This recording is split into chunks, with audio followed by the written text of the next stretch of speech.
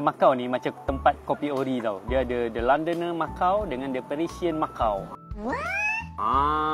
Tak perlu nak pergi Paris lah, tak perlu. Nampak tu? Ada Eiffel Tower. Lepas tu ada kat belakang sana pula. Tu belakang. Alah, tak nampak dah cover dah. Itu macam Big Ben. So, dia dah tak buat dah. Ni nak bus London pun ada kat sini.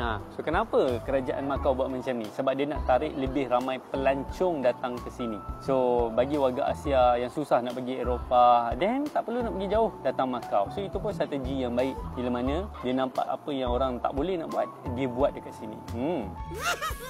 So, Macau ni sebenarnya jadi macam Las Vegas Asia. Dia memang terkenal dengan dia punya. Dan selain daripada dia naikkan kedatangan pelancong dengan tarikan-tarikan seperti ini, London dan juga Paris di Macau.